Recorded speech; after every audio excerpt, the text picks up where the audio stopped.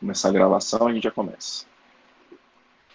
Pronto, gravação iniciada. Mais uma vez, muito boa noite a todos vocês, pessoal de contábeis. Vamos trabalhar com uma das disciplinas que eu já falei para vocês, né, que é das minhas preferidas, que é tributação, contabilidade tributária. A gente já percorreu um bom caminho, né? A gente já falou sobre o que é o tributo de acordo com a Constituição Federal. A gente já viu como que o tributo tem que ser feito, né, para ele ser instituído.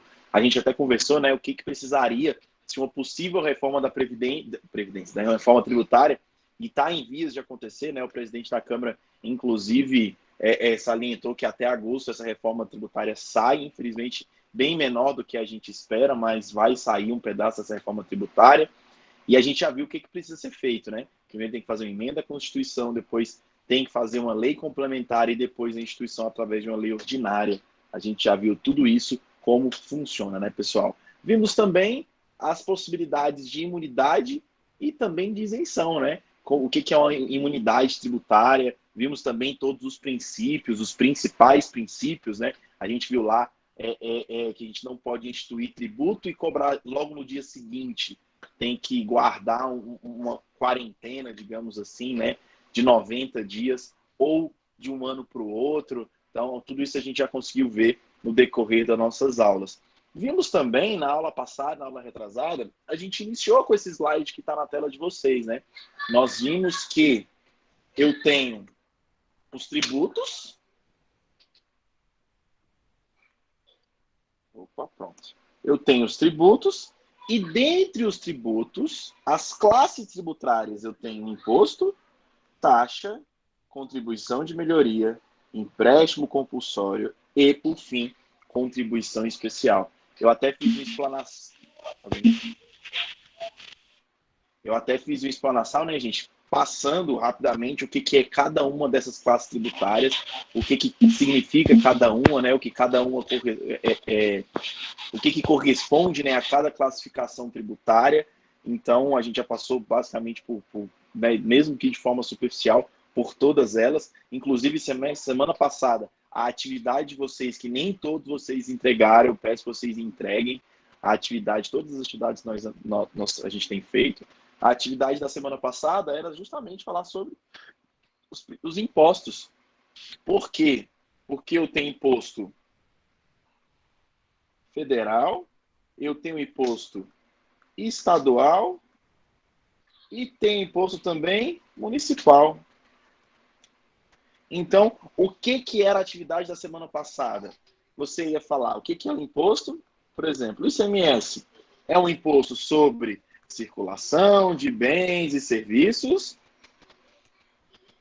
Você ia falar qual que é o fato gerador dele, né? O que precisa acontecer para que tenha incidência de ICMS? É a circulação de mercadoria, de bens e mercadorias, que é justamente o que a gente vai ver daqui a pouco.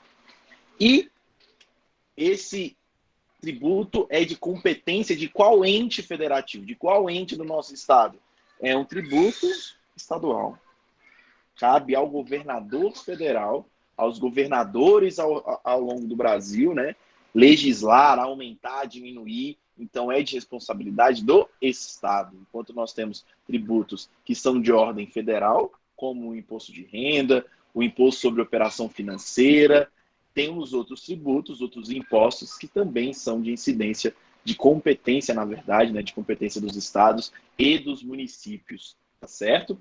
Então, hoje, gente, dito isso, hoje nós vamos começar a trabalhar, a gente vai começar a ver tributo na prática, como que ele funciona, qual que é o impacto que ele tem nas empresas, porque a gente precisa ter esse conhecimento, né? Porque a gente está trabalhando com contabilidade tributária, a gente precisa saber quais são os principais tributos que vão afetar o resultado da empresa que você está prestando serviço, ou para a empresa que você está trabalhando. Por que, pessoal, que eu pedi para vocês fazerem essa atividade de vocês elencarem todos os impostos e o seu fato gerador? Porque nós não vamos falar sobre todos eles. O objetivo desse curso não é isso. Quando a gente está trabalhando com contabilidade tributária, a gente não precisa ver IPTU, IPVA, ITCMD, eu só preciso saber que ele existe. Vocês sabem que ele existe, vocês viram isso com o direito tributário, vocês viram agora novamente, no momento que vocês estavam fazendo as pesquisas, né, para para o preenchimento lá daquela fichazinha que era a atividade de vocês, mas a gente vai focar exclusivamente naqueles impostos que são pedra no sapato das empresas, que basicamente os impostos sobre, principalmente imposto, né, mas os tributos sobre o consumo, que são os impostos, os tributos que a gente vai mais tocar, que a gente vai se ater com muito mais frequência. Só para vocês terem uma ideia, a gente deixou reservado 3 encontros só para falar de ICMS. 3 encontros para falar de ICMS. Depois eu vou partir para o PIS, para a COFINS, depois a gente vai falar de imposto de renda, depois a gente vai falar sobre lucro presumido, lucro real e também Simples Nacional. Então, só para a gente ter um apanhado geral do que ainda vai acontecer, né? O que ainda nos espera sobre essa disciplina tão gostosa que é contabilidade tributária, tá bom? Mas vamos lá, antes da gente entrar, eu queria trabalhar com vocês essa característica que eu tenho tributos diretos e tributos indiretos. Os tributos que vão afetar, né, o resultado da organização, com exceção do imposto de renda de pessoa jurídica e a contribuição social sobre o lucro líquido, os demais impostos, os demais tributos que nós vamos trabalhar, todos eles têm a seguinte característica. Eles são tributos de ordem indireta. Vamos ler o que cada um desses termos significam?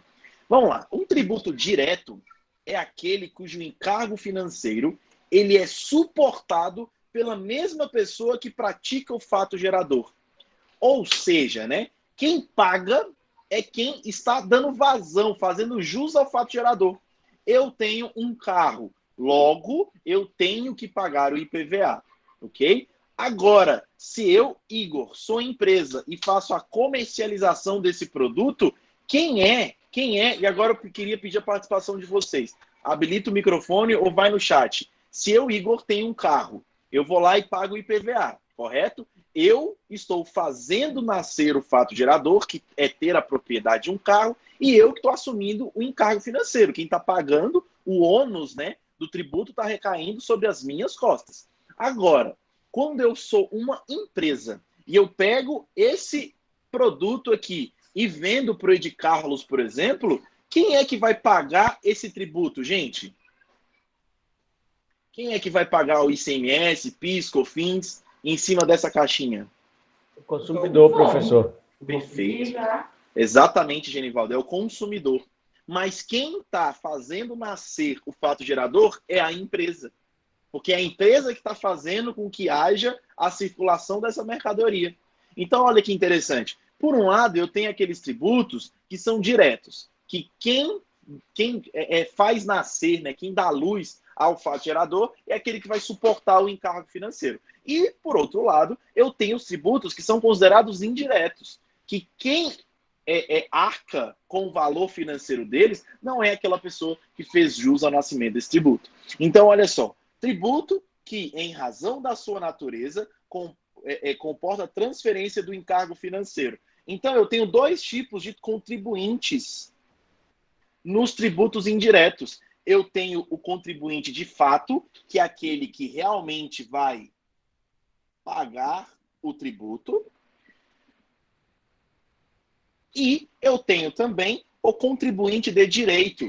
Quem é o contribuinte de direito, gente? É quem a lei instituiu para fazer o recolhimento. O recolhimento. Um dia eu consigo escrever direitinho nesse negócio, gente, prometo. Prometo não vou fazer essa promessa não, que eu não vou cumprir. Mas enfim, olha só.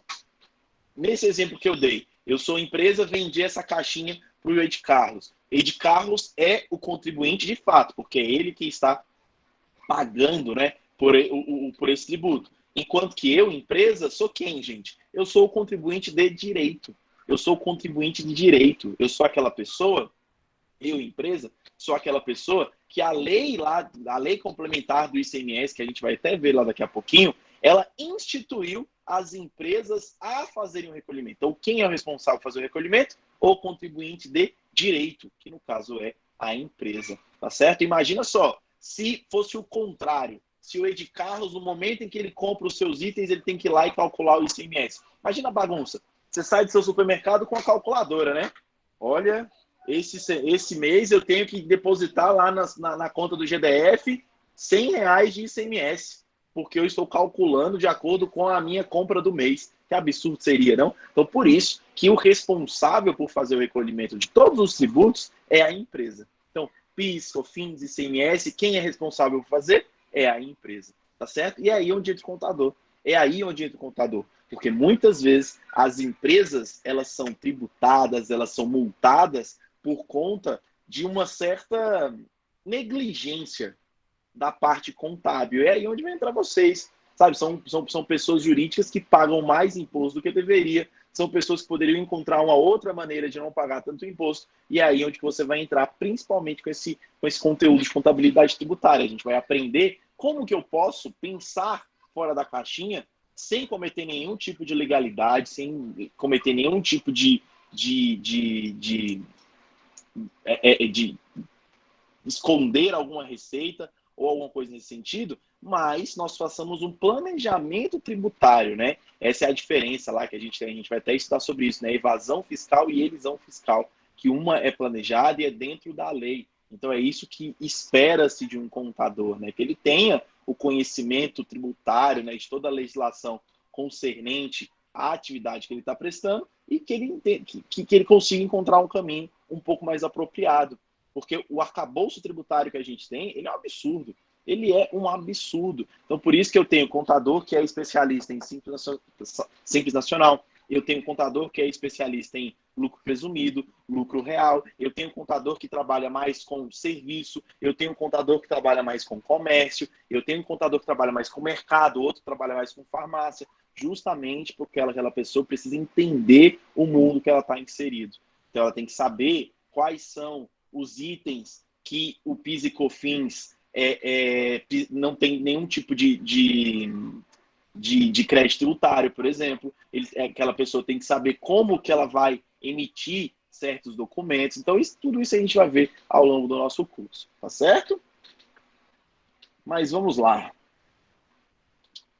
Então, hoje, nós vamos dar início ao principal tributo sobre o consumo brasileiro. Principal tributo. E em questão de arrecadação, é o segundo maior tributo do Brasil. Só perde para o imposto de renda. Só perde para o imposto de renda. O ICMS vem logo em seguida, sendo o segundo maior tributo em nível de arrecadação do Brasil. Tá certo? Então, vamos lá. Vem comigo. Vem comigo. Primeira coisa que a gente precisa saber, o que é esse ICMS, né, gente? É um imposto sobre operações relativas à circulação de mercadorias e sobre prestação de serviço de transporte. Qualquer transporte? Não. Interestadual e intermunicipal. Então, eu já tenho dois tipos de fato geradores, né? O primeiro, vou colocar aqui em cima, que eu vou usar bastante isso aqui. O primeiro, mercadoria. O segundo, transporte. Mas não é qualquer transporte, né? Transporte é aqui do GDF, do DF mesmo, o metrô, ou uma passagem de ônibus que você compra, que você sai lá da Samambaia, da Ceilândia, de Taguatinga e vai para o plano piloto. Esse não tem nenhum tipo de tributação em relação ao ICMS. Qual que é o transporte? Interestadual e o intermunicipal. E, por fim, serviço de comunicação. Se você tiver curiosidade, se você pegar a fatura lá da sua NET, da Vivo, de qualquer companhia que preste serviço de televisão a cabo, você paga ICMS em cima disso. Você paga ICMS em cima disso. Então, ICMS é o imposto de três coisas: mercadoria, transporte interestadual e intermunicipal. Aquela passagem de ônibus que vem lá, Planaltina de Goiás, para o plano piloto, por exemplo, está acontecendo interestadual, né? Então tem incidência de ICMS em cima disso. O frete também, então, e a comunicação, tá certo? Então, se for um frete Brasília-Brasília, sem ICMS. Se for um frete Brasília-Goiás, tem ICMS, tá bom? Então é isso. Então são essas três características, são essas três coisas, né? Nós temos até aqui embaixo: circulação de mercadoria, prestação de serviço de transporte intermunicipal e interestadual e prestação de serviço de comunicação em caráter oneroso. Então, vamos continuar, gente. Vamos continuar. Eu vou fazer algumas perguntas agora para vocês. E eu queria muito que vocês participassem, tá bom? Deixa eu só ver vocês aqui. Primeira pergunta, olha só. A lei está falando que o ICMS é um imposto que incide sobre a circulação de mercadoria. Circulação de mercadoria. Então, a primeira pergunta que eu vos faço. Eu tenho uma loja e 2 flamenguistas e 2 corintianos, bandidos, entraram lá na minha loja e roubaram o meu equipamento. Concorda comigo que está tendo circulação de mercadoria, né? Determinado produto estava sobre a minha posse, agora está sobre a posse de 4 meliantes. A incidência de ICMS nessa situação, gente, o que vocês acham? Sim ou não? Não, né? Não, exatamente não. Não faz nem sentido ter, né? Então, a primeira característica que eu tenho que ver do ICMS é a intenção. Intenção. Outra pergunta que eu vou fazer a vocês. Desculpa, gente. Suponhamos o seguinte, eu tenho uma loja e a Thaís, por exemplo, ela tem uma loja do lado da minha. Aí eu vendo canetas. Aí a Thaís vem e fala assim, Igor, tem como você me emprestar essa caneta? Aí eu pego aquela caneta e empresto a Thaís. Um CNPJ emprestando para outro CNPJ. Houve a circulação de mercadoria. Nessa situação, há incidência de ICMS, gente? Também não. Não. Também não, exatamente. Por quê? Porque tem que haver a transmissão de posse. Beleza. Transmissão de posse. Outra pergunta. Agora vamos lá. Agora você já sabe que tem que ter a intenção e, além disso, tem que ter a transmissão de posse. Agora, outra pergunta que eu vou fazer. Eu, Igor, pessoa física, fui lá, comprei essa canetinha lá no site, cheguei aqui e falei, vou vender. Ela não me atende mais, vou vender. Peguei essa caneta e vendi para o Anderson, que ele estava querendo fazer algumas anotações lá no tablet que ele comprou. Essa operação, eu, Igor, estou vendendo essa caneta para o Anderson. Há incidência de ICMS, gente? Não. Sim. E aí? Não. Não. Assim, porque é uma venda, não? Acho que sim. Eu acho que Tem só dois gerou sim e um não. quando você comprou. Agora, que está vendendo diretamente para ele, não tem. Exatamente. Não. Exatamente. Ixi, tá mais gente falando sim, não. Então, nessa situação, eu também não tenho a incidência de ICMS. Sabe por quê? Porque eu tenho que ter uma habitualidade. A não ser que eu comece a comprar e revender canetas de forma habitual, de uma forma não eventual, aí sim começa a ter incidência de ICMS. Mas eu sou um consumidor normal, eu comprei para mim, para o meu usufruto. Fui lá e vendi para o Anderson, não tem problema nenhum. Então não vai ter incidência de ICMS, tá certo? Então, olha só o que a gente já sabe. E eu não estou falando que nem quer ser pessoa física e pessoa jurídica não, tá, gente? É eventualidade. Se for algo esporádico, não tem incidência. Vai ter o imposto de renda de 34% em cima do valor. Então, Vinícius, você não está errado não, mas o 34% é se ficar caracterizado algum tipo de lucro, tá certo? E porque o imposto de renda é sobre a renda e não sobre o faturamento, tá bom? Então, só em virtude do que o Vinícius acabou de falar, vou dar um exemplo que é bastante característico, principalmente está numa época do ano bastante considerável para falar sobre isso, né? Deixa eu só fazer um parênteses aqui, já pedi, gente. Sobre isso que o Vinícius falou, né? O IR, o Imposto sobre a Renda, né? Suponhamos que o Igor, eu vou lá e compro uma casa de 100 mil reais ano passado. Aí agora eu vendi por 150 mil. 150 mil. Vai ter imposto de renda em cima disso aqui, gente? O que vocês acham? Eu acredito que sim. Mas vai ser em cima de quê, Thaís? Dos 100 mil? Dos 150? Dos 50 mil, não, professor? Dos 50. Em tese, sim. Só que existe uma portaria da Receita Federal que eu tenho 6 meses para comprar uma nova casa, um novo imóvel. Senão, vai ficar caracterizado como renda. Então, se você comprou um imóvel, aliás, se você vendeu um imóvel e você vai ter 6 meses para você fazer algum tipo de destino para esse dinheiro. Porque senão vai ficar caracterizado de, realmente que é uma venda, né? Que é uma renda que você tem extra. Tá certo? Isso só no caso de imóveis, professor? Bom, é uma boa pergunta, Anderson. Eu não sei se outros bens, como carro, que são bens mais volumosos, digamos assim, em questão da quantia, se tem isso também. Carro eu não tenho certeza. Carro eu não tenho certeza. Eu vou pesquisar a respeito disso. Imóvel é certeza que sim. Então, Lívia, vou repetir sim. Olha só. Quando eu compro uma casa por 100 mil reais, ano passado, e vendi essa casa por 150 mil, significa dizer que eu tive um lucro de 50 mil reais, correto? Porque se eu coloco um dinheiro na poupança, não na poupança que é isento de imposto de renda, mas se eu coloco um dinheiro em algum investimento, e quando eu pego o retorno sobre esse investimento, eu tenho que pagar imposto de renda, correto? Porque isso é uma renda que eu tive.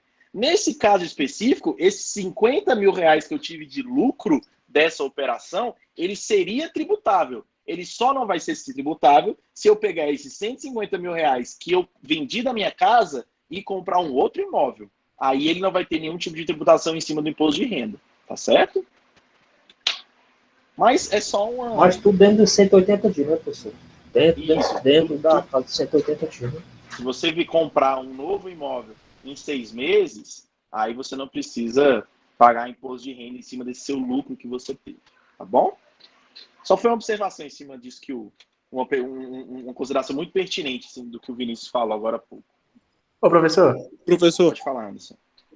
E, tipo, se no caso o seu lucro for maior, tipo, for 1 milhão, e você, dentro desses 6 meses, você comprar um imóvel no valor de 500, aí vai pagar o imposto só em cima daqueles 500 que se restaram? Em cima do seu lucro, né? Em cima do seu lucro. Então, vai ser em cima do valor que te sobrou, por exemplo. Você teve um lucro de 300 mil, correto? Você vendeu um imóvel de 700 mil, por exemplo, você teve um lucro de 100 mil em cima disso aí. Se você aplicou o dinheiro integral, você não precisa pagar. Mas se você aplicou apenas parte desse dinheiro, você vai pagar imposto de renda de um pedaço, sim, desse seu lucro. Tá bom? Ficou claro? Ficou sim, obrigado. Pode falar, Vinícius. Era a mesma coisa. Tá. Mas deu para entender, então? Tá. Então vamos lá, gente. Então vamos continuar. Então olha só. Tem que ter intenção de vender, tá certo? Tem que ter a transmissão da posse, inclusive isso aqui é até um julgado do STJ, do STF, aliás, que a gente vai ver no próximo slide, e tem que ter aquela habitualidade na venda. Um vendedor eventual, que é um caso de você vai lá e coloca no OLX, não há incidência de CMS. Outra característica, na verdade, outra situação. Imagine só que semana passada, inclusive isso aconteceu comigo, eu estava trocando de carro, eu fui lá e vendi o meu carro, que eu já tinha um carro usado, vendi um carro para um terceiro. Nessa operação, Igor vendendo o carro para outra pessoa, há incidência de CMS, gente? Não. Não, né? Muito bem, exatamente, gente, Carlos está certo. Agora, vou fazer uma outra pergunta. O Igor foi lá aqui na Orca, ou não vou nem dar da Orca, porque você pode pensar que aquele feirão, mas eu fui aqui numa concessionária aqui de Taguatinga e comprei um carro usado. Vai ter incidência de ICMS nessa compra de carro usado? O que vocês acham? Nessa sim, professor. Mas de bem usado também? Sim. Ela tem a habitualidade de vender a concessionária? Muito bem, exatamente. Então, queria pegar vocês, mas não consegui. São bens novos e usados. Inclusive, eu estava lendo uma reportagem, foi semana passada. Estava falando, eu não lembro o estado que era, depois eu até posso procurar para vocês. E o estado específico ia aumentar o ICMS em cima da venda de carros seminovos. Aí o sindicato lá das agências de automóvel fez um escândalo porque ia aumentar em quase 3 vezes o valor do ICMS e ia fazer com que ficasse praticamente impraticável, né? Porque, no final das contas, quem está pagando o ICMS desse carro é o consumidor, é quem está comprando. Então, se você faz com que o ICMS fique muito alto em cima do seminovo, de duas uma, ou você não vai deixar de comprar de uma concessionária, de uma agência, e vai comprar diretamente de uma pessoa física, que não vai ter incidência de ICMS, ou você vai pagar muito mais caro, né? Então, só fica essa observação.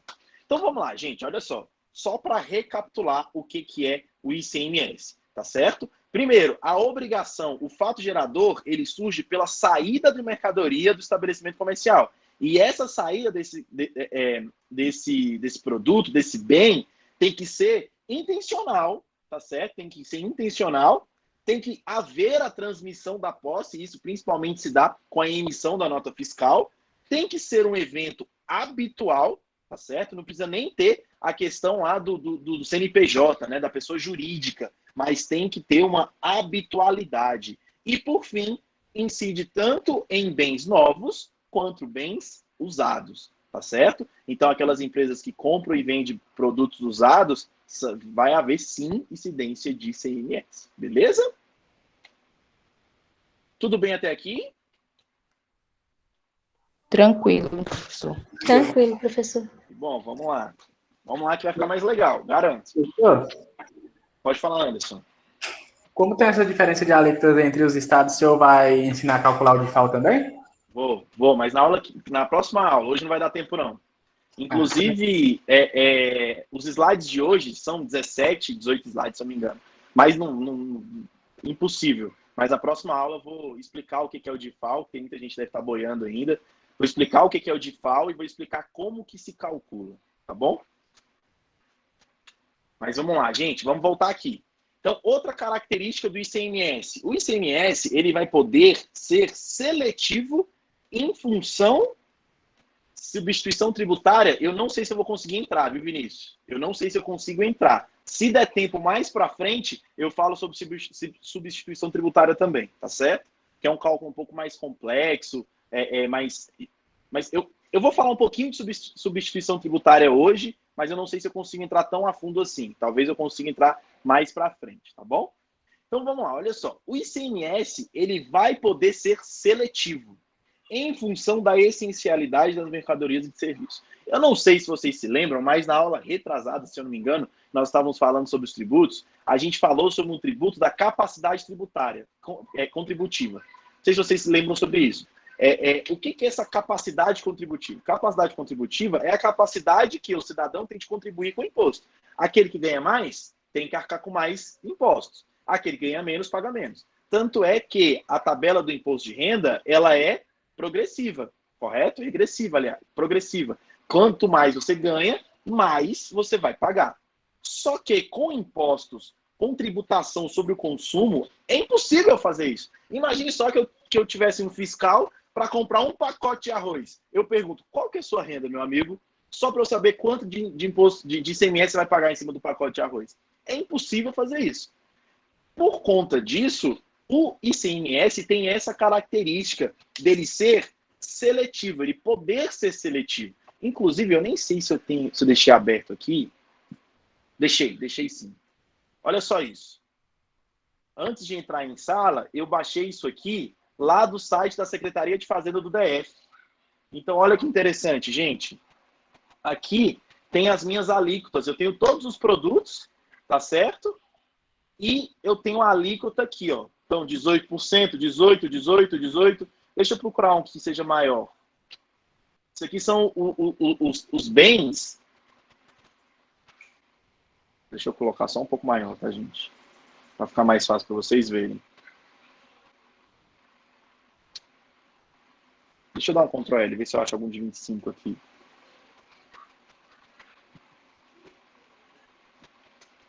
Não acho que eu não vou achar, não. Aqui.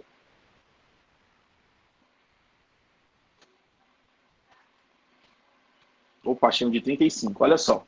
Então, olha só. Era aqui que eu queria chegar. O que é a seletividade? A seletividade do imposto quer dizer o quê? que para alguns itens eu posso ter uma alíquota de ICMS menor do que para outras, principalmente em razão da essencialidade desses produtos. Então, pressupõe-se que itens da cesta básica são mais essenciais para a população. Então, a premissa é, amigão, nos itens da cesta básica, dá uma maneirada. Enquanto que itens menos essenciais, igual o Vinícius colocou aqui, da cachaça é 45%, se eu não me engano até mais, viu, Vinícius? Mas olha só, eu até parei aqui e alguns, olha só, tabaco não manufaturado, 35%. Folhas secas ou fermentadas tipo capeiro, 35%. Enquanto os demais, tudo 18%, tá vendo?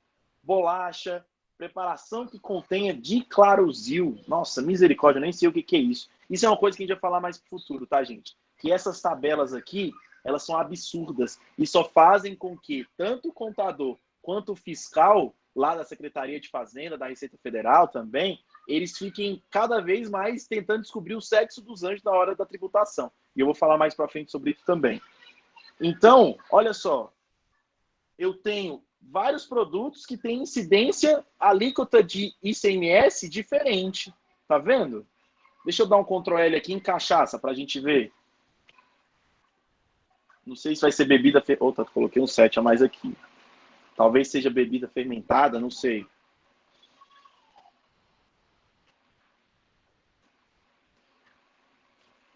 Não vou achar, não. Opa, acho que achei. Peraí, voltar. Eu não vou achar aqui agora, não. Mas, enfim, o que eu queria dizer, pessoal... Boa, Vinícius. Deixa eu colocar aqui deste lado. Tá muito conhecedor, hein? Deste lado. Não, alcatran, tudo. Não, também não achei, não. Mas eu vou pesquisar depois no Google. É fácil de achar essas coisas no Google. Tá certo? Só para mostrar para vocês. Eu tinha no slide anterior que eu tinha... Acho que foi do... semestre passado que eu fiz uma oficina com os meninos, eu acho que eu coloquei isso.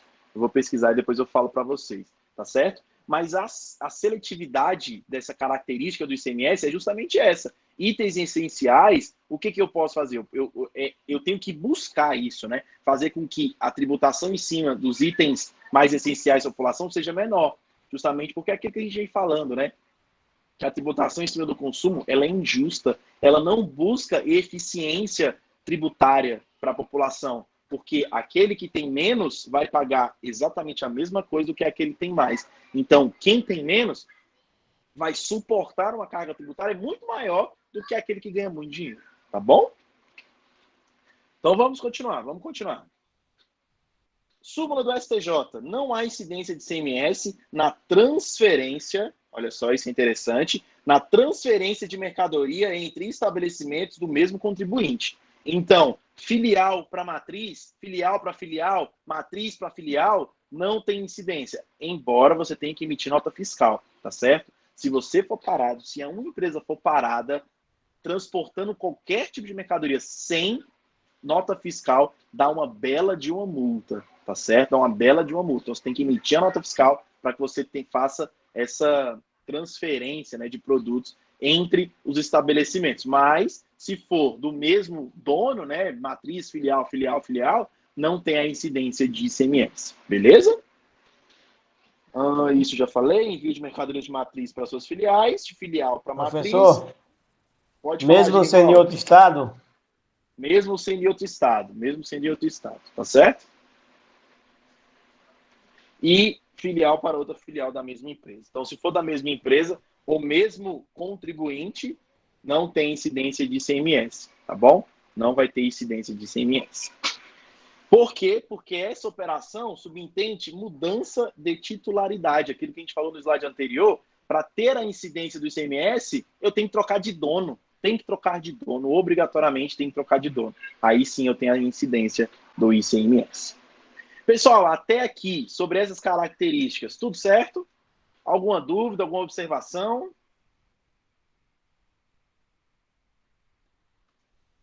Tranquilo, professor. Então tá bom. Então vamos lá. Estava até pesquisando aqui agora, mas vamos lá, vamos continuar.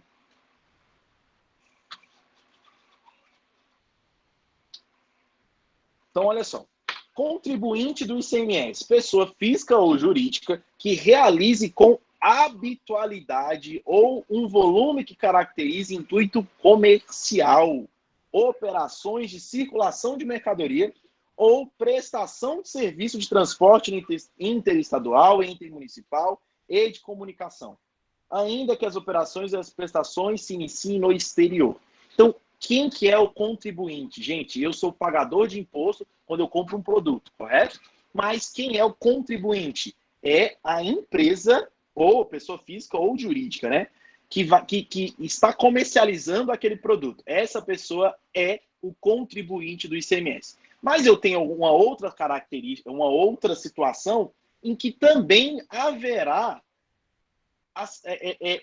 vou ter outras situações em que eu terei outros contribuintes do ICMS também, que não somente é aquela empresa que está fazendo aquela venda, é aquela indústria, é aquele barzinho, aquela padaria, que é o contribuinte do ICMS. Eu tenho alguns outros casos em que outras pessoas também são contribuintes do ICMS, mesmo que seja pessoa física ou jurídica, mesmo que não tenha a habitualidade. Vou dar alguns exemplos, esses que estão expostos aqui, tá, gente? Então, olha só. Quem que vai ser o contribuinte do ICMS? Aquele que importe que haja importação de mercadoria, ainda que as destine ao consumo ativo permanente do estabelecimento. Então, se você comprou, olha só, pensa comigo, se você comprou um produto lá de fora, o cara lá de fora, ele não vai pagar ICMS. Imagina só, você está comprando lá no AliExpress. O AliExpress vai fazer a tributação do ICMS, que é o imposto que vai pagar aqui em Brasília? Isso não existe, tá certo? Então, mas, no momento que você recebe isso, você se torna um contribuinte do ICMS. Então, em que você importe mercadorias do exterior, ainda que se destine para o consumo ativo permanente do estabelecimento. Consumo ou proativo do estabelecimento. Tá certo? Outra característica. Adquira em licitação de mercadoria apreendida ou abandonada. Eu não sei se vocês já viram, tiveram a curiosidade, se já receberam isso, o anúncio na internet, que de vez ou outra a Receita Federal ela começa a vender itens que são apreendidos nos aeroportos brasileiros. Então, o cidadão chega lá com 20 relógios que está vindo lá de Miami, que comprou lá para vender aqui. Aí a Receita Federal fala que isso é escambo, se eu não me engano, e vai lá e apreende tudo isso, porque não é para o seu consumo, você está trazendo 20 relógios iguais, você vai vender, amigão, você não pode vender, então me dá esse relógio aqui e vai ficar apreendido. E de tempos em tempos, você vai lá e você tem o leilão, né, da Receita Federal. Aí o Igor vai lá e compra um relógio lá desse leilão da Receita Federal. No momento em que eu for retirar esse item, eu tenho que pagar lá a guia do ICMS, porque eu estou me tornando um contribuinte, eu estou fazendo o recolhimento do ICMS. Então, só para vocês verem que não é somente aquela empresa que vende a mercadoria que vai fazer o recolhimento do ICMS. Ficou claro isso aqui, gente? Vou explicar de novo aí, professor. Oi, não entendi, Carlos. Você explicar de novo aí, não entendi não. Isso aqui? Tá, então vamos lá, olha só. Você foi lá e você comprou um carro, por exemplo, lá do leilão do Detran. Ou você comprou um bem lá da Receita Federal, lá que ficou preso lá na Ponte da Amizade, algum item que entrou ilegal no Brasil. Aí a Receita Federal vai lá e faz o leilão e você compra. Porque pensa comigo, olha só. Deixa eu abrir uma telinha aqui para falar sobre isso. Então, olha só, gente. Via de regra, quem que é o contribuinte do ICMS? É o CNPJ, tá certo? A empresa aqui, ó, empresa vai lá e vende o produto para o consumidor. Quem é que vai recolher o ICMS dessa transação? É a empresa. Então, aqui vai haver o recolhimento do ICMS. Nesse caso, a empresa é o contribuinte, tá certo? Vai lá pegar o dinheirinho, né, aquela parcelazinha de 18% em média daquele item que foi vendido, aquele que foi lá destacado na nota fiscal, e vai fazer o repasse para o governo. Mas nem sempre é a empresa que é contribuinte do ICMS. Uma pessoa física que comprou um item para o seu consumo pode ser contribuinte do ICMS. Em que situação? Esses dois exemplos que eu acabei de te dar. você foi lá e comprou um carro que foi apreendido em alguma coisa de um traficante, ou você comprou um carro que foi de um leilão do Detran, ou você comprou um celular que foi apreendido lá na Receita Federal. Então, quando você faz a aquisição dessa mercadoria, o que está acontecendo? Você, consumidor, você vai lá e vai fazer o recolhimento do ICMS. Então, nessa situação, o consumidor está sendo considerado o contribuinte. O que vai contra, né, a normalidade. A via normal da situação é quem vai ser o contribuinte? A empresa. Mas em algumas situações, o consumidor final ele vai ser o contribuinte, tá certo? Tanto é que se você for lá, você vai lá, entra no Amazon.com, por exemplo, vai comprar um produto lá de fora. O Amazon ele já vai calcular tudinho, o imposto sobre importação, vai calcular o ICMS, tudo direitinho, para que você pague no momento da compra do produto. Então, alguns outros sites não fazem isso. Então, o que vai acontecer? Se esse produto for parado lá no porto de Curitiba, por exemplo, você vai receber uma cartinha, você vai ter que pagar esse tributo, você vai pagar o ICMS, o imposto sobre importação. Você, pessoa física, que comprou para o seu consumo, você está se tornando contribuinte do ICMS. Você que está indo lá e recolhendo o ICMS para o governo. Tudo bem? Deu para entender agora? Professor. Então, aqueles carros caros lá do Eike Batista, se for leiloado, quem comprou pagou ICMS, né? Vai pagar ICMS. Tá bom? Então, vamos continuar. E eu tenho algumas situações em que eu não tenho a incidência do ICMS. E quais situações são essas, gente? Operação com livros, jornais, periódicos e o papel destinado à sua impressão. Eu não sei se vocês se lembram, mas isso aqui é uma imunidade que foi conferida lá na Constituição Federal de 1988. Lá está falando, né, que não haverá nenhum imposto sobre livros, jornais, periódicos e o papel destinado para sua impressão.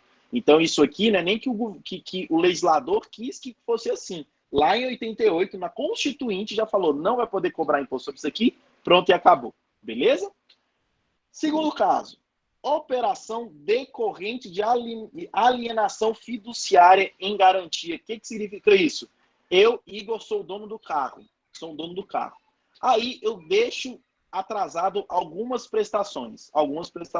Aí o que o banco vai fazer? Vai lá, entrar na justiça, vai pedir para o juiz para que o banco recupere esse carro. Porque o carro é garantia do empréstimo. Se eu não pago o empréstimo, eu vou lá e devolvo o carro. Então, nesse momento em que o banco pega o carro novamente, você concorda comigo que está tendo uma troca de titularidade? Nessa troca de titularidade, Igor, banco, não tem a incidência de ICMS. Tá certo? Terceiro caso, operação de arrendamento mercantil. Então, nas operações de arrendamento mercantil, eu também tenho não incidência. Você vai arrendar um determinado bem, determinado produto, que é como se fosse uma compra, mas não há a transferência da titularidade. Antigamente tinha muito isso, né? O arrendamento mercantil de automóvel, por exemplo, você não comprava, você fazia, eu esqueci até o nome disso, acho que é leasing. Então, você não tinha a venda do carro, então não tem incidência de ICMS, tá certo? Operação de qualquer natureza de que decorra a transferência de bens móveis salvados de sinistro para companhias seguradoras. Então, mais uma vez, né? Eu fui lá e meu carro foi roubado, por exemplo. Aí, no momento que o meu carro é roubado, o que eu tenho que fazer? Eu tenho que ir lá e assinar o DUT transferindo o meu carro para a seguradora. E a seguradora vai lá e deposita o meu dinheiro. Então, é assim que funciona, né? O meu carro é roubado, para que o seguro me pague meu carro que foi roubado, eu tenho que transferir o carro para o seguro. O carro é achado, mas agora de quem que é o carro, né? Quem possui a titularidade? Agora o carro é do seguro. Percebe que o carro era meu, agora eu passei para o seguro. Mas vai haver incidência de ICMS não vai haver incidência de CMS, porque não tem essa incidência nesse tipo de situação, tá bom? Mas isso é para carro financiado, professor? Ou para carro quitado? Só para carro financiado?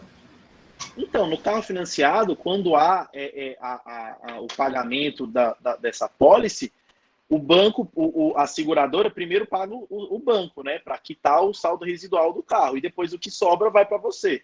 Mas em nenhum dos dois casos vai haver incidência de CMS. Mesmo que você parar para pensar, né, a seguradora está comprando o meu carro e não tem a incidência de CMS. Ah, Igor, mas é porque se você é uma pessoa física, mesmo que for uma pessoa jurídica. Se um carro for roubado da Localiza, que trabalha com isso, se um carro for roubado da Localiza e a seguradora for lá e efetuar o pagamento, né, em virtude do roubo desse carro, não haverá incidência de CMS, tá certo? Ficou claro, gente? E, por fim, operações e prestações que destinem ao exterior mercadorias. Ou seja, exportação.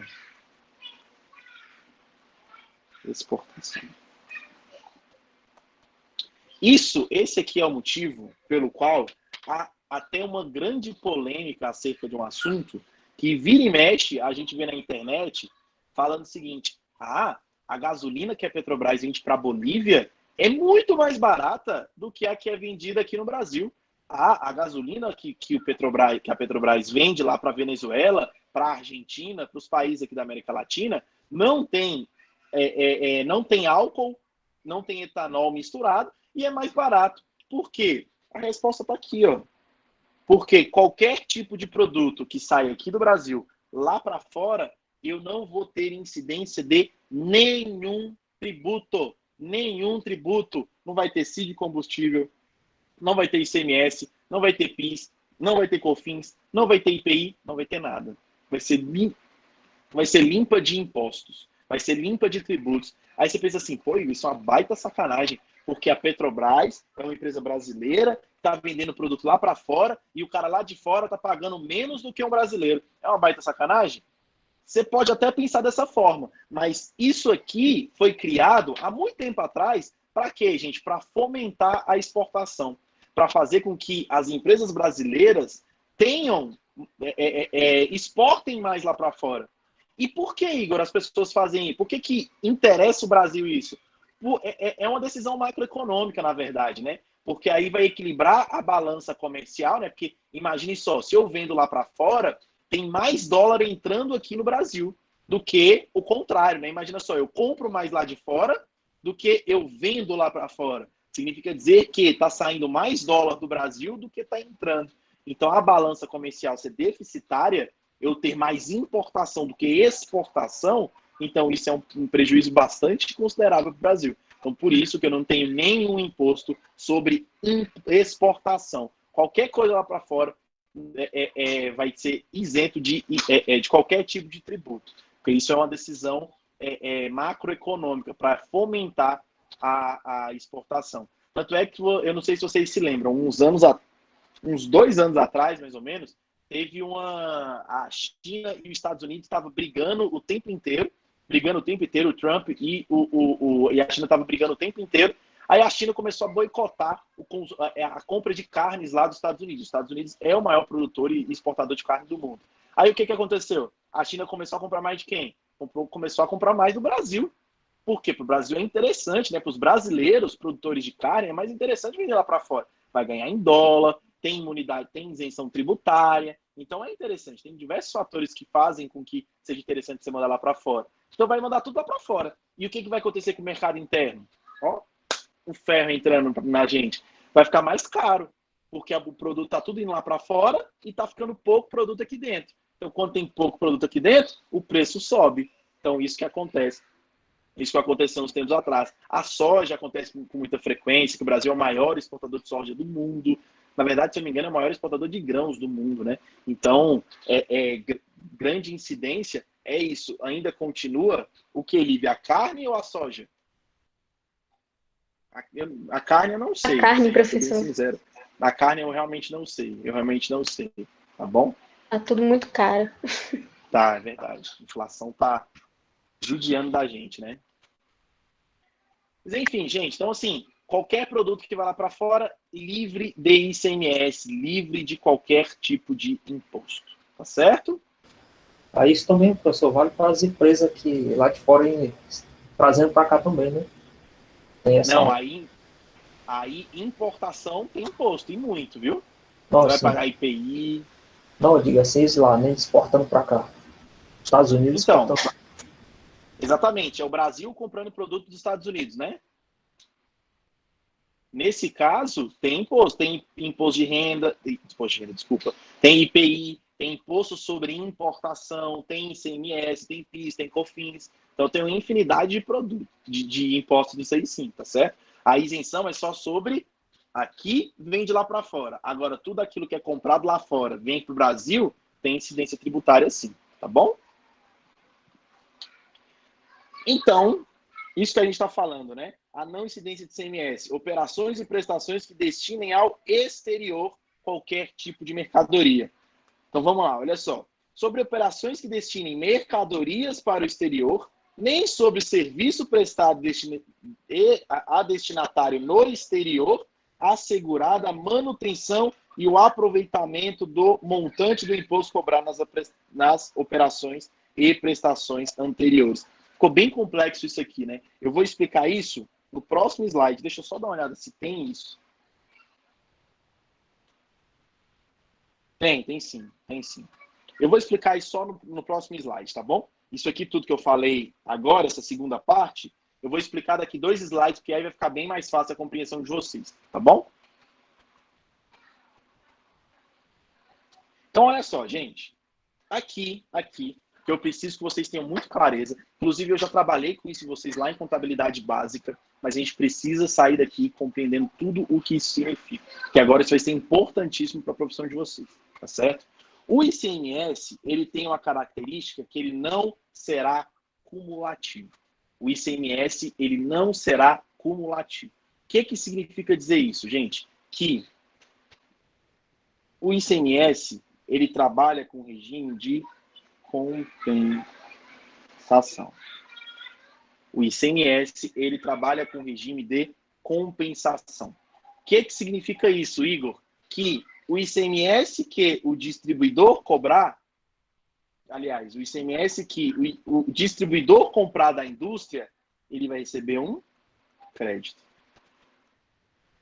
O ICMS que o varejista comprar do distribuidor, ele vai receber um crédito.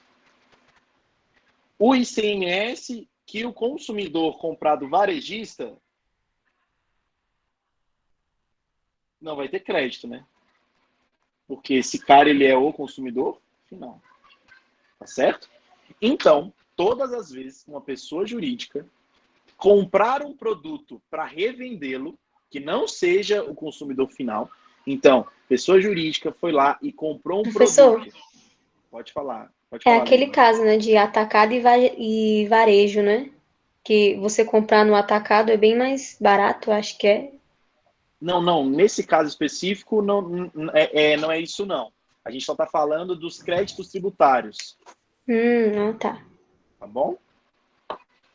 Então, gente, é o seguinte. Então, todas as vezes que tiver uma pessoa jurídica comprando produtos para revendê-los, o que vai acontecer? Tudo aquilo que essa pessoa comprar e ela pagar de imposto, ela está adquirindo crédito tributário.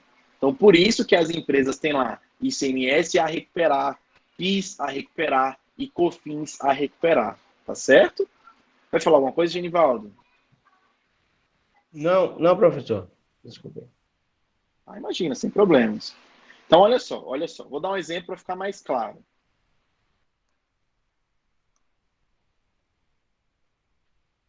Suponhamos que essa indústria aqui faça canecas. E cada caneca, ela venda a R$10, ok? R$10. E a incidência de ICMS é de, vou colocar assim, 10%, para ficar melhor. Então, a indústria foi lá e vendeu para o distribuidor. Pagou R$10, correto? O distribuidor foi lá e pagou R$10 por essa caneta. Eu vou ter R$1 de ICMS aqui. Então, pensa comigo. No momento em que o distribuidor for lá e pagou R$10 de ICMS, R$10 pela mercadoria, R$9 apenas foi do produto e R$1 de ICMS. Correto? Por quê? Porque a indústria vai chegar lá e vai recolher R$1 de ICMS. R$1 de ICMS. Tá certo? Então, o distribuidor aqui pagou R$9 do produto e R$1 de ICMS. Agora, o distribuidor vai lá e vai efetuar essa venda para o varejista. É claro que ele não vai vender por R$10, porque ele tem que ter o seu lucro. Ele vai vender por R$15. Nesse momento, o varejista aqui, pensa comigo, ele pagou R$15 por essa caneca, sendo que R$1,50 foi de ICMS. ICMS, tá bom? Então, aí, olha o que vai acontecer com o distribuidor. Esse cara aqui, ó, o distribuidor. O distribuidor, ele vai emitir a nota fiscal. No momento em que ele emite a nota fiscal, vai estar lá, preço do produto, R$15. ICMS, R$1,50, tá certo? Então, quanto deste produto é destinado para o ICMS? R$1,50, tá bom? Só que o que o distribuidor vai pensar? Olha só. No momento que eu, distribuidor, comprei da indústria, fiz essa primeira operação, eu paguei R$1 de ICMS. Eu não precisava ter pago o ICMS, porque eu sou contribuinte de direito. O contribuinte, de fato, é o bobo que está aqui na frente, ó. É quem vai comprar para consumir. Eu não consumo. Então, esse R$1 que eu paguei de ICMS, eu não deveria ter pago. Então, esse R$1 de ICMS se tornou um crédito de ICMS, um crédito tributário. Então, no momento em que o distribuidor vai lá e emite a nota fiscal de R$15, que, consequentemente, vai ser R$1,50 de ICMS, ele vai fazer a compensação. Então, ele vai fazer o seguinte: o ICMS desse produto é R$1,50, só que eu já paguei R$1 de ICMS. Então, o que eu vou fazer? Eu vou fazer a compensação. Se eu devo R$1,50, mas eu já adiantei R$1, eu vou recolher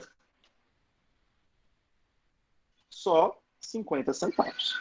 Só 50 centavos. Tá certo? Então, olha só o que a gente já está entendendo. O ICMS, ele não é um imposto em cascata. Cobra aqui, depois cobra ali, depois cobra ali, depois cobra aqui. Tá bom? Então, isso não acontece. Tá bom? Porque ele é um imposto que tem característica não cumulativa. Tá certo? Vou prosseguir mais um pouquinho, depois eu vou falar sobre a substituição tributária. Vem comigo, olha só.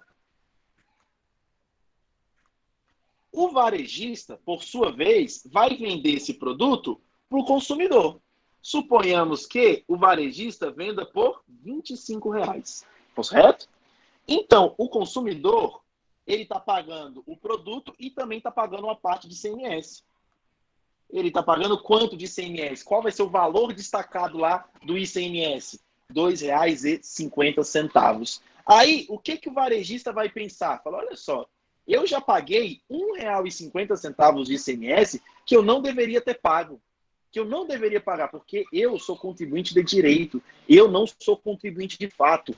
Eu, CNPJ, eu, empresa, vou ficar pagando ICMS para os outros? Eu não tenho essa obrigação. O ICMS é pago pelo bobo, só por quem é bobo, só quem é consumidor. Eu não sou consumidor. Então, o que eu vou fazer? Eu vou, mais uma vez, trabalhar com um regime de compensação. Então, olha só o que vai acontecer, gente. Eu emiti a nota fiscal lá para o meu consumidor de R$25. Nessa nota fiscal, estava lá destacado R$2,50 de ICMS. No momento em que o meu contador foi emitir a guia do ICMS lá do mês, o que o contador vai ter que fazer? Ele vai ter que fazer o regime de compensação. Falou, olha, essa empresa tem R$1,50 de crédito de ICMS e agora ela deve R$2,50. Então, ela vai recolher quanto? Apenas R$1. Ficou claro? Agora, olha, vem comigo. Qual foi o valor cobrado efetivo de ICMS? O que entrou de ICMS efetivo para o governo? Apenas o em cima do valor final do produto. Para o governo entrou R$ 2,50. Tá certo? Para o governo entrou R$ 2,50. Ficou claro, gente? Eu vou dar um outro exemplo disso, tá? Deixa eu duplicar isso aqui. Deu para entender?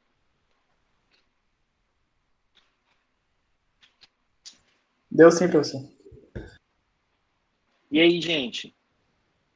Ficou claro? Por mim, tranquilo. Então tá bom. Deixa eu terminar de apagar aqui. Eita, não passei aqui. Eu estou apagando aqui, eu dupliquei esse slide, só para falar o que é essa substituição tributária. A substituição tributária, ela é uma jabuticaba. É um negócio que só existe no Brasil. Por quê? Porque nos casos em que eu tenho substituição tributária, eu tenho o Estado dando uma de mãe de ná. Porque olha só, o que é a substituição tributária? Para que eu não tenha, como é que eu posso dizer? Para que eu garanta que todo mundo vai pagar imposto nessa cadeia aqui, o que eu faço? Nesse momento aqui, ó, em que a indústria está vendendo essa mesma caneca por R$10, o que eu vou fazer? Eu vou cobrar R$2,50 de ICMS da indústria. Por quê? O que vai acontecer? No momento em que o distribuidor for vender para o varejista e o varejista for vender para o consumidor, todo o ICMS foi pago onde, gente? Aqui na origem. Aqui na origem. Tá escrevendo não, professor. Uai, eu não sei o que aconteceu. E agora? Deixa eu ver.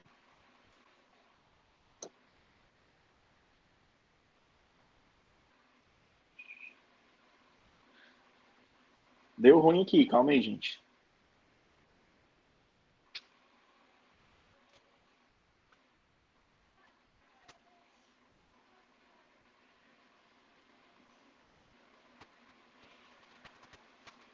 Ah, engraçado isso. Obrigado, de Carlos.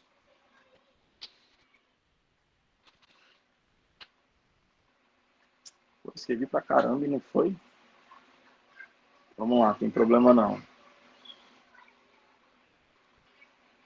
Deixa eu deixar de novo aqui, eu não deveria ter fechado isso. Só um minutinho, tá, gente? Problemas técnicos.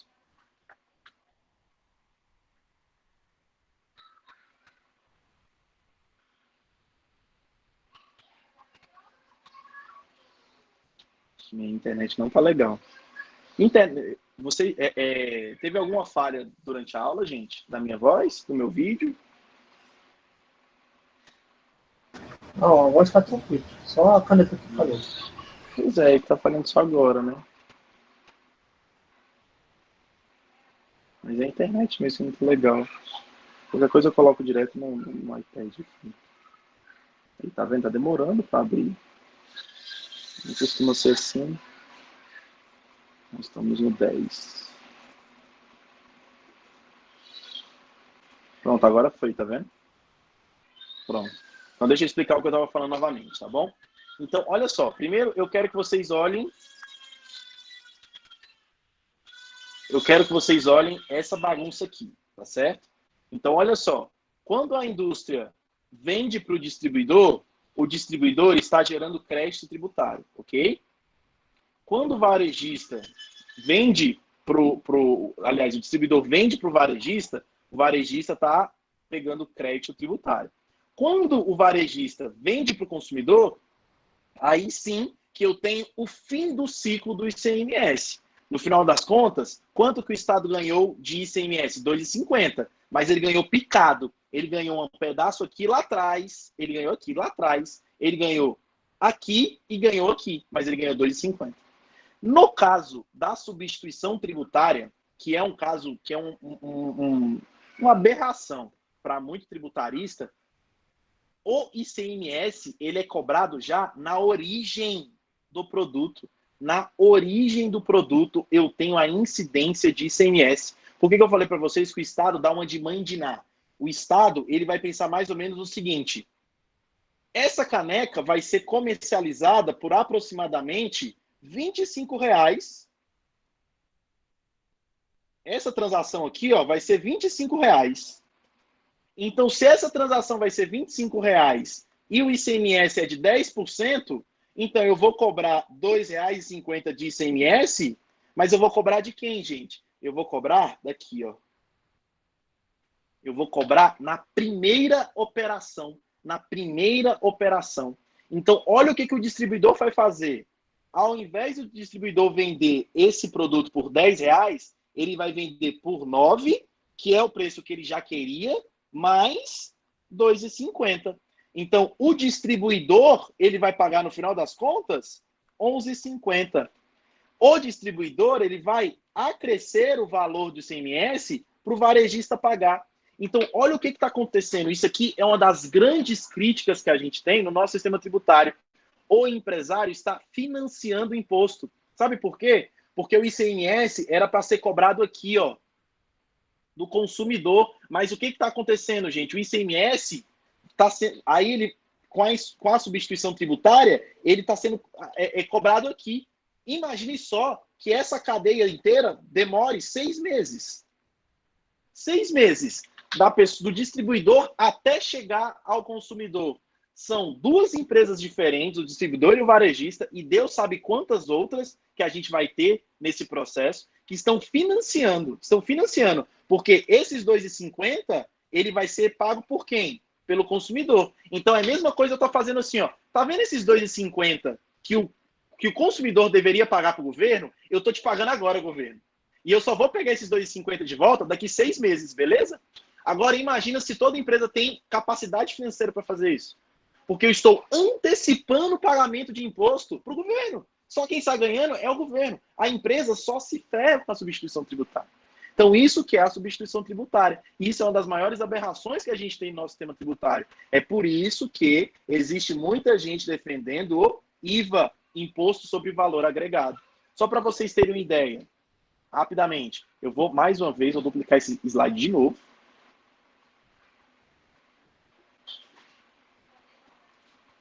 Pronto. Eu vou apagar, deixa eu ver se está apagando. Agora está indo, ó. Só para vocês terem uma ideia, gente. Como que funciona nos Estados Unidos?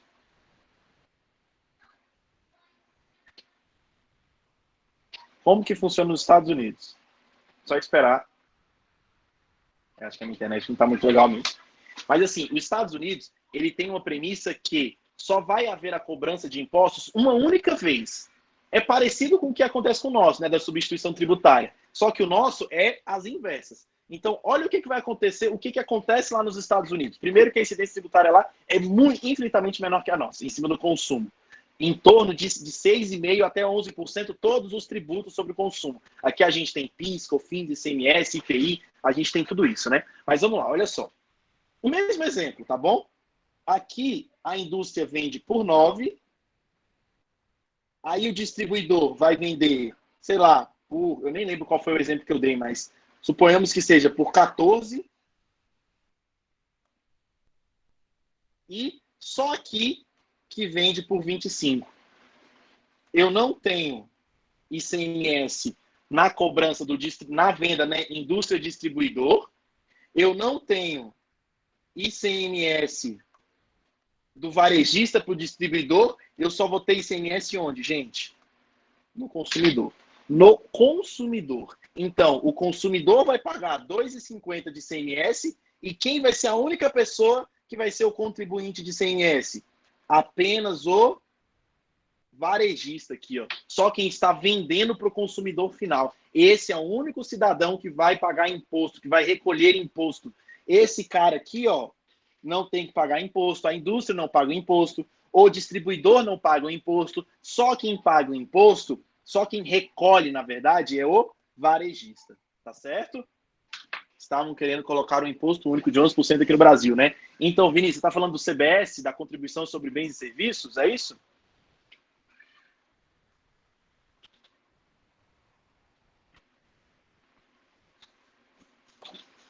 Eu acredito que seja, porque essa é a única que está... exatamente. Então, o que acontece? Hoje, pessoal, antes de eu entrar nisso, ficou claro isso aqui, gente? Principalmente no que diz respeito a isso aqui, ó. A isso aqui.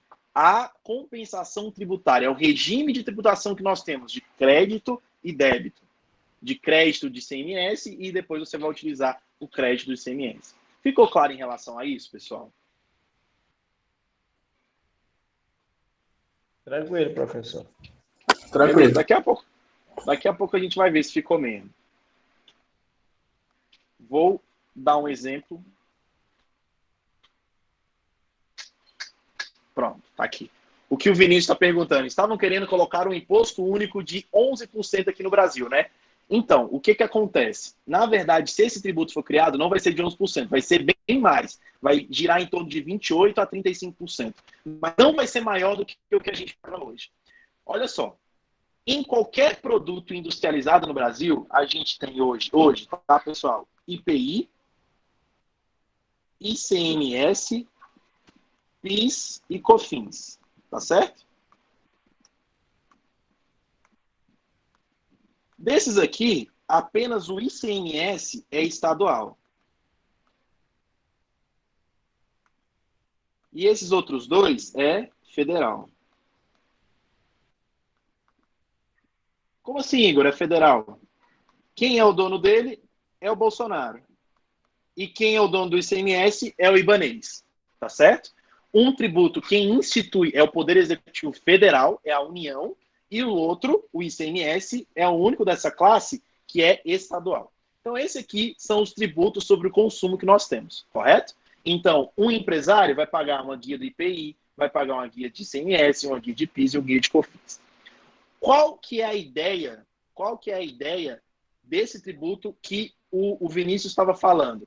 Eu vou tirar o PIS e COFINS e vou transformar numa CBS, Contribuição sobre Bens e Serviços. Eu vou substituir dois tributos em um só. E esse tributo, ele vai ter características do sonho de qualquer tributarista, e é o que acontece na maior parte dos países desenvolvidos e alguns países bem piores do que o nosso, é tornar o imposto sobre o valor agregado, que é justamente garantir, né, que tudo que você paga de imposto,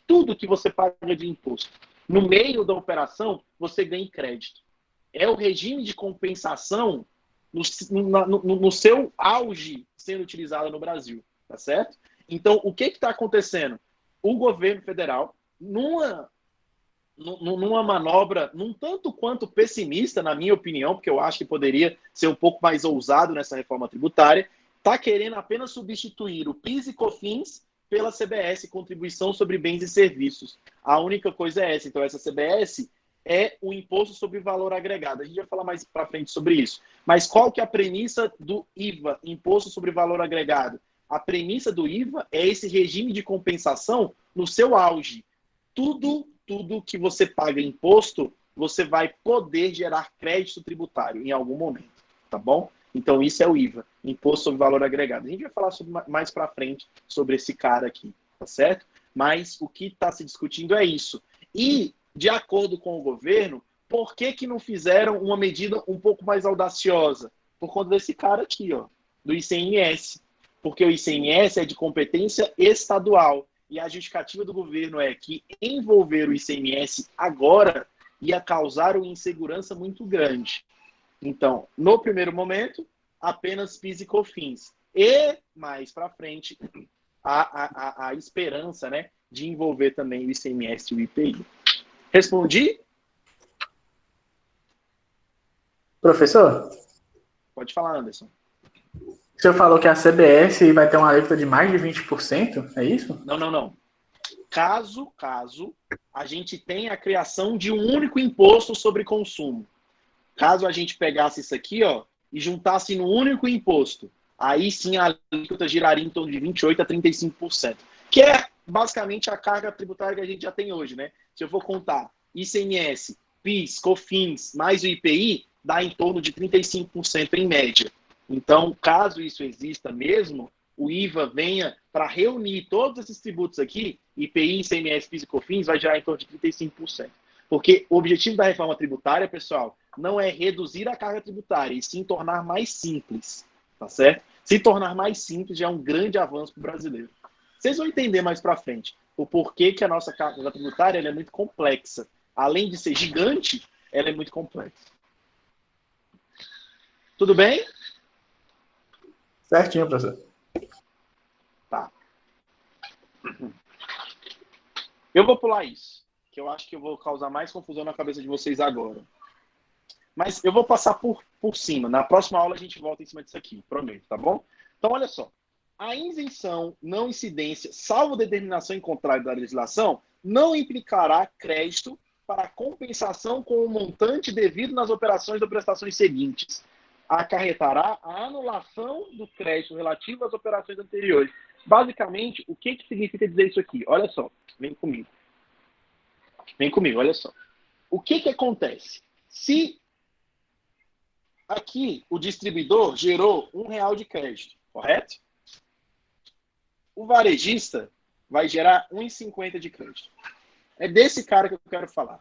Se o varejista, por exemplo, for o atacadão extra, por exemplo, e o GDF tenha dado isenção sobre o ICMS, de tudo que ele paga. Então, olha o que vai acontecer, gente. Olha o que vai acontecer.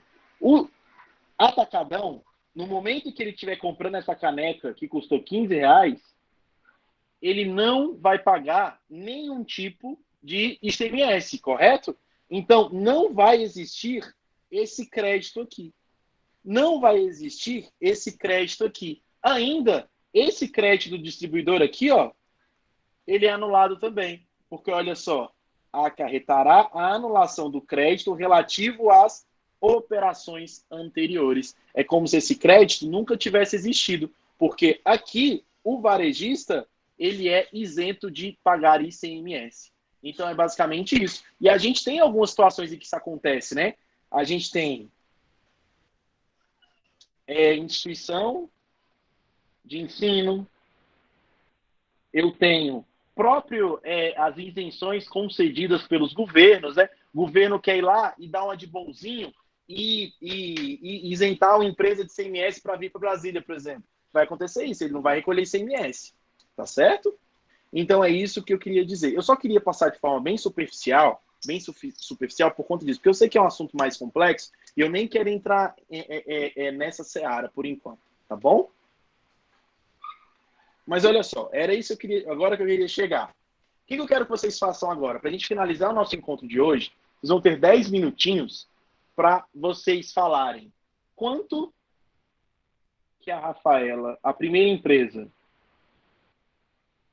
vai recolher de ICMS, quanto que a segunda empresa, Valdivino, vai recolher de ICMS e quanto que a terceira empresa vai recolher de ICMS.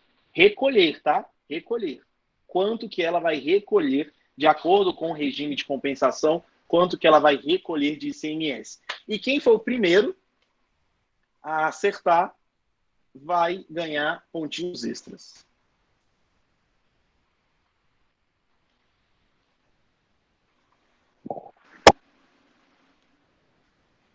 Ficou claro, gente, o exercício?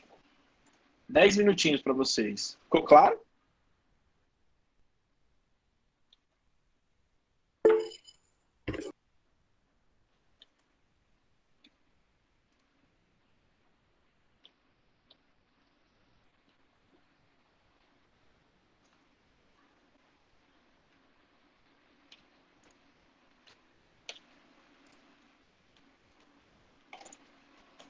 Eu já terminei.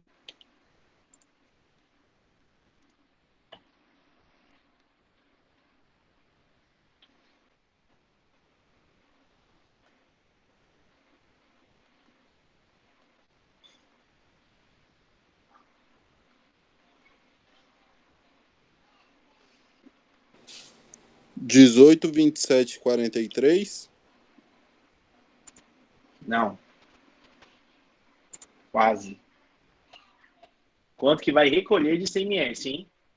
Fazer o recolhimento.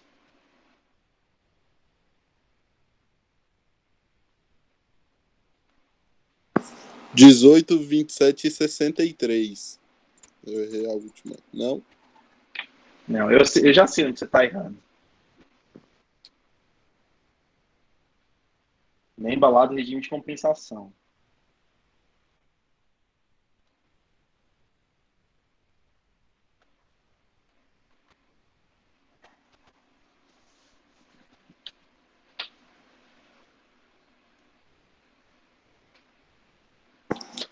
Dezoito, 9 e 36. Muito bem. Exatamente, Vinícius. Exatamente isso. Eu vou até anotar aqui. 18, 9 e 36. Exatamente. No momento em que o contador da empresa da Balbina emitir a guia de ICMS, esse vai ser o valor. No momento em que o contador da empresa do Valdivino fizer o preenchimento da guia de ICMS, esse vai ser o valor. E a Rafaela e a Isadora vão recolher R$ 18 de ICMS. Igor, eu vou dar mais uns 2 minutinhos para vocês pensarem como que a gente chegou nesse resultado, tá? Que eu preciso que vocês entendam isso aqui, tá bom, gente?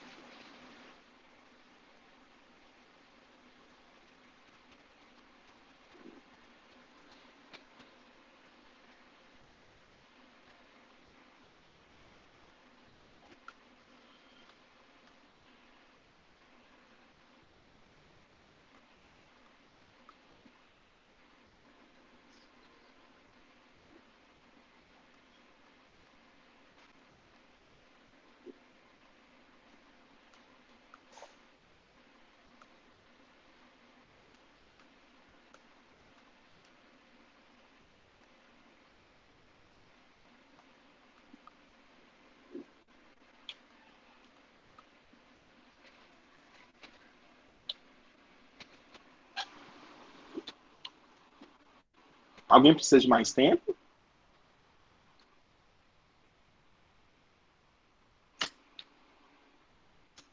Deixa eu voltar lá, porque eu estava com a calculadora aberta, não estava vendo o chat.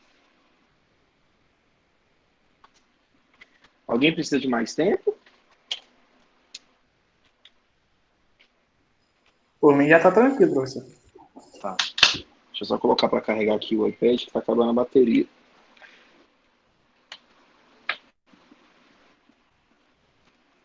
Então, olha só. Então, como que a gente chegou nesse resultado? Tá bom? Vamos lá. Olha só.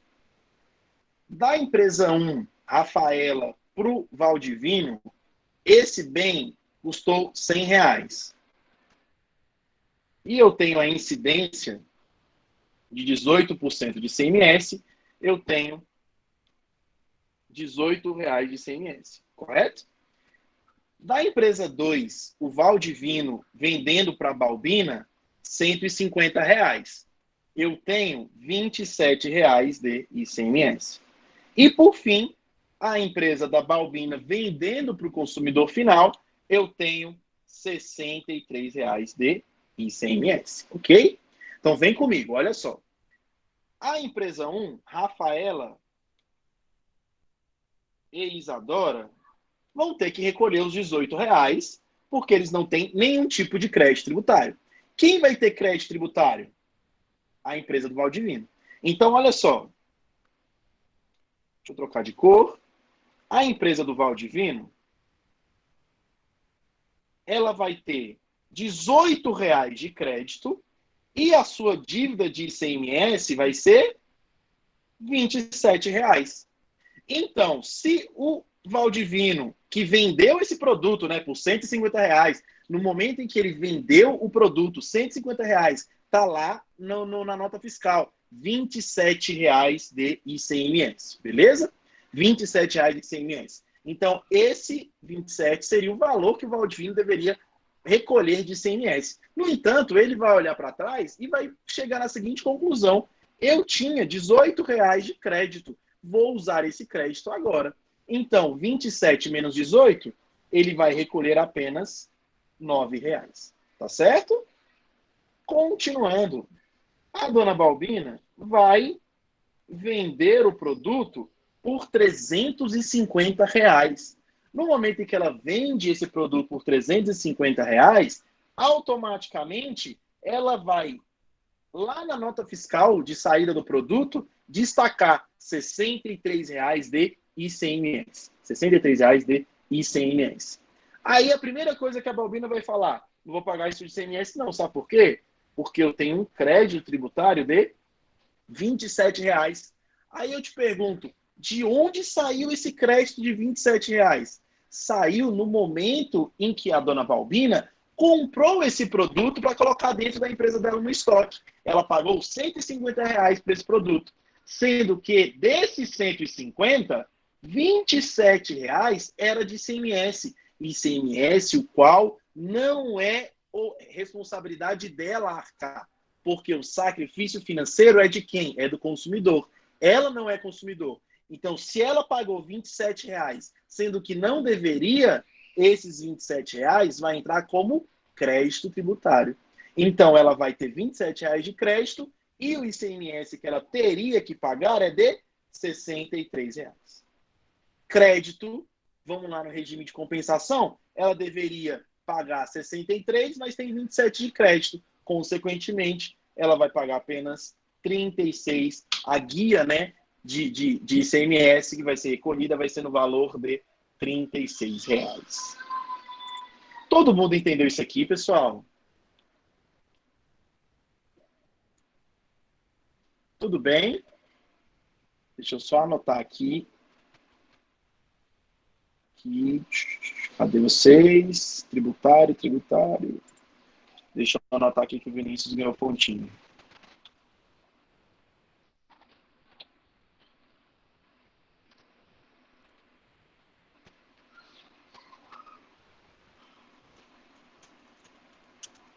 Ponto extra de 18/3. Pronto. Deixa eu voltar aqui para o chat. Entendi, beleza. Então, pessoal, isso que é o regime de compensação do ICMS, porque ele tem característica de ser não cumulativo. Semana que vem a gente vai continuar falando sobre ICMS, que a gente tem um bom pedaço para percorrer ainda, mas eu já adianto vocês, tem empresas que não fazem jus a crédito tributário, e essas empresas são as empresas que são optantes pelo Simples Nacional. Mas a gente vai falar isso na aula da semana que vem, tá certo? Alguma dúvida, alguma consideração, algum comentário, observação?